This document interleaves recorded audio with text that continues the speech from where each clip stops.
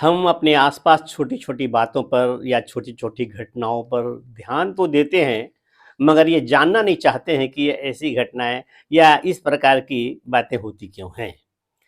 नमस्कार, मेहता टॉक्स पर मैं ज्ञानचंद प्रसाद मेहता आप सभी का अभिवादन करता हूँ। आप कभी सोचते नहीं हैं कि मनुष्य खड़ा क्यों रहता है? वो जब खड़ा होता है तो गिर क्यों नहीं जाता है? तो आप कहेंगे ये क्या बात हुई? मनुष्य है तो खड़ा रहेगा। नहीं, नहीं, मनुष्य जब बच्चा था तो देखते थे खड़ा होता था, नहीं खड़ा हो पाता था। वो घुटनों से और दोनों हाथ के केहूनियों के बल चलता था। धीरे-धीरे वह टीढ़ी होने लगा, टीढ़ी रे टीढ़ी रे लेकिन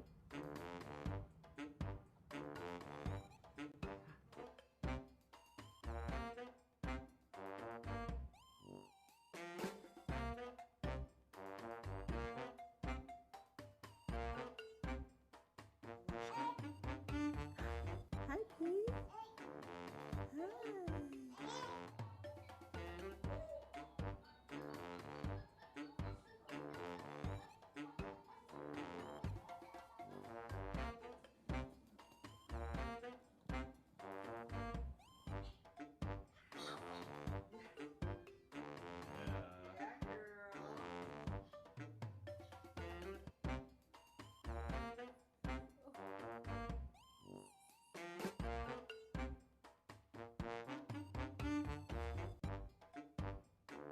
फिर गिर जाता था। फिर बाद में वो सही हो गया और चलने लगा। लेकिन यह व्यक्ति, यह आदमी, स्त्री और पुरुष बहुत दिन तक नहीं चल सकेगा।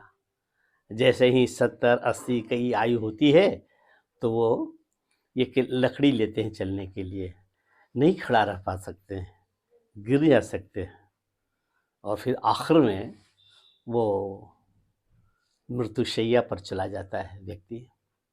तो ये बीच की अवधि जो खड़े रहने की है, यह क्या बात है? जी हाँ, ठीक समझे। यह सेंटर ऑफ ग्रेविटी, प्रत्येक चीज़ों को पृथ्वी अपनी ओर गुरुत्वाकर्षण बल वो हमें गिराता है और हम गिरते हैं। लेकिन उस बल के विरुद्ध यदि हम संतुलन लगा लेते हैं तो हम नहीं गिरते। बच्चा संतुलन नहीं लगा सकता, संतुलित नहीं कर सकता, लेकिन धीरे धीरे जैसे जैसे उसे उसके अंदर ज्ञान आता है, उसके अंदर बुद्धि आती है कि थोड़ा इधर करें थोड़ा उधर कर लें तो खड़ा रह सकते हैं, तो वो बच्चा खड़ा हो जाता है और फिर तब तक नहीं खड़ा होना भूलता है जब तक वह पृथ्वी के गुरुत्वाकर्षण शक्ति के विरुद्ध अपने को शक्तिमान रखता है। यही बात परिस्थितियों के साथ है।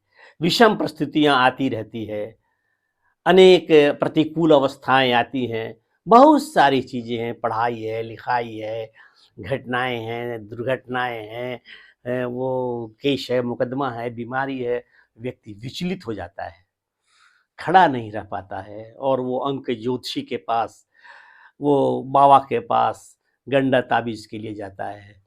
यदि वो ज्योतिषी जो हाथ देखता है, जो अंक ज्ञान से मूलांक पढ़ करके सब कुछ जान लेता है, यदि सब कुछ ठीक ही कर सकता था, तो इतनी सारी मुश्किलें समाज में होती ही क्यों?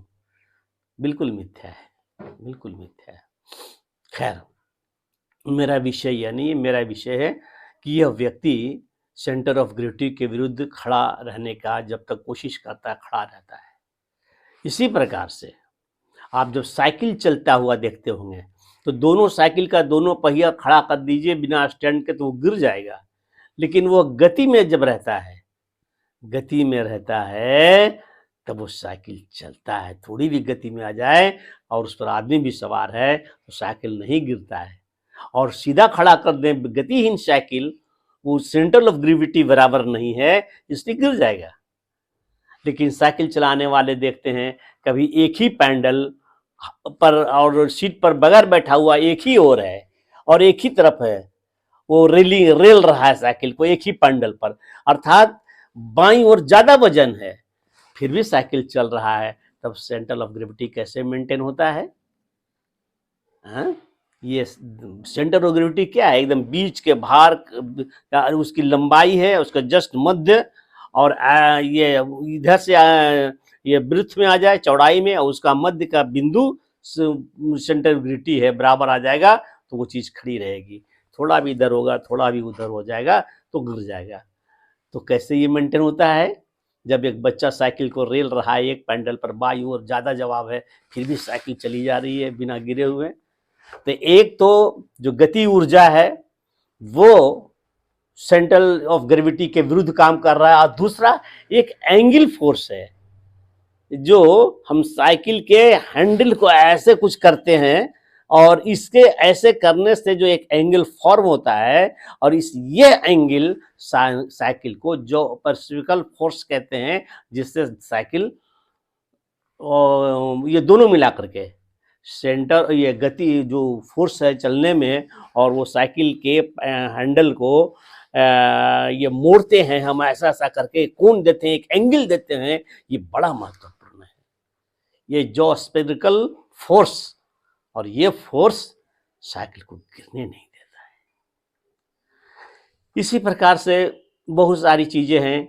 कभी आपने ध्यान दिया होगा, घर के अंदर महिलाएं, माँ बहनें, वो जब चादर सुखाने जाती है, भिगो करके निचोड़ करके सुखाने के लिए डालती है, या गमछा है, तो एक बार वो ऐसा झाड़ती है तो बहुत सारे जल की नन्ही नन्ही बूंदे छटास करके आगे निकल जाती है। क्यों? यदि वो ऐसा ना करे तो वो बूंदों को सूख ही जाना है सूर्य की प्रकाश से, लेकिन फिर भी एक आदत है, ऐसा छाड़ती है तो वो बूंदे दूर भाग जाती है। और जब कारपेट, दरी, कालीन, इन सब को भी झाड़ते हैं तो गर्दे निकलते हैं, गर्दा निकल कर बाहर चला जाता है। क्या है? कभी सोचा आपने? बड़ी आसान सी है, वो न्यूटन्स के लॉ, जड़ता का नियम। जड़ता का नियम है कि जब वो चादर को हम झाड़ते हैं तो चादर में रहने वाली जितने भी छोटी छोटी बूंदे हैं वो अस्थिर है, और एक ब एक हम चादर को झटका देते हैं तो ये चादर में तो गति आकर के इधर चली जाती है। नतीजा होता है कि पानी की बूंदे जो छोटी छोटी है वे उधर चली जाती है, अपने स्थान पर अस्थिर रहने के कारण चादर से हट जाती है। यही हाल गर्दे का है, दरी का, कारपेट का। वो झाड़ते हैं तो वो सारे जितने भी गर्दे हैं अस्थिर रहने के कारण उनकी स्ट्रेटजी है कि वो गतिमान हो गया है दरी, इसलिए वो अस्थिर ही रह गया, वह तो झड़ जाना है उसको। इसलिए वक्त के साथ चलो। वक्त यदि गतिमान है, वक्त यदि चल रहा है, तो तुम बैठे मत रहो, तुम अस्थिर मत रहो, तुम अस्तित्व मत रहो, अन्यथा तुम झड़ जाओगे, फेंका जाओगे। आशा है इस छोटी सी बात को आप समझ गए होंगे। यदि समझ में बात आ गई होगी तो कृपया इसे लाइक करें, सब्सक्राइब कर दें और बेल आइकन दबा दें। मैं ज्ञान सिंह प्रसाद मेहता आपसे लेता हूँ विदा। धन्यवाद।